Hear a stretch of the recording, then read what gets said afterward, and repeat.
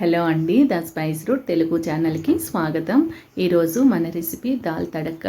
రోటీలేకి చపాతీలేకి ఎక్సలెంట్గా ఉండే ఈ దాల్ తడక చేసుకోవడం చాలా ఈజీ అండి. అలాగే చాలా టేస్టీగా కూడా ఉంటుంది. దీనికోసం పెసరపప్పును ఒక 1 అవర్ ముందే నానబెట్టుకోవాలి.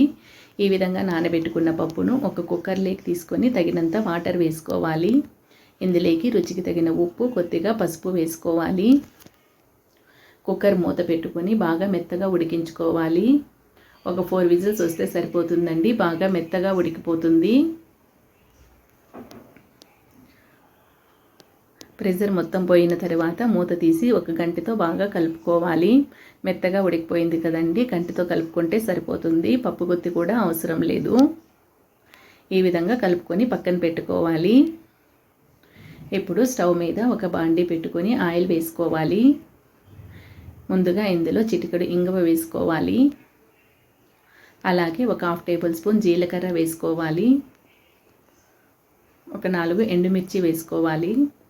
అలాగే అల్లం వెల్లుల్లిని కచ్చా పచ్చాగా దంచుకొని వేసుకోవాలి. వీటిని ఫ్రై చేసుకోవాలండి. ఇవి ఫ్రై అయిన తర్వాత ఇందులోకి కట్ చేసి పెట్టుకున్న ఉల్లిపాయలు వేసుకోవాలి. ఉల్లిపాయలు పచ్చివాసన పోయే వరకు ఫ్రై చేసుకుంటే సరిపోతుంది.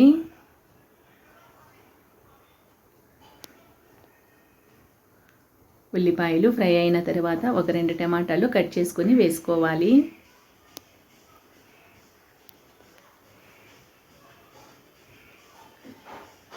ఇందులోకి కొద్దిగా సాల్ట్ వేసుకొని టమాటాలు బాగా మెత్తగా మగ్గే వరకు ఫ్రై చేసుకోవాలి. టమాటాలు ఫ్రై అయిన తర్వాత ఇందులోకి కొద్దిగా కారం వేసుకోవాలి. ఈ కారాన్ని ఆయిల్లో బాగా ఫ్రై చేసుకోవాలి. ఇది ఫ్రై అయిన తర్వాత మనం ఉడికించి పెట్టుకున్న పెసరపప్పును వేసుకోవాలి. అదే కుక్కర్లో కొద్దిగా వాటర్ వేసుకోవాలండి. ఈ పప్పు చేసుకున్నప్పుడు కొద్దిగా పల్చగా ఉండే విధంగా చేసుకోవాలి. చల్లారిన తర్వాత బాగా చిక్కగా అయిపోతుంది.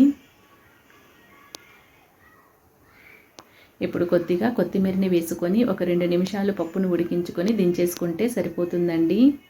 రోటీలేకి ఎంతో టేస్టీగా ఉండే దాల్ తడక రెడీ అయిపోయింది.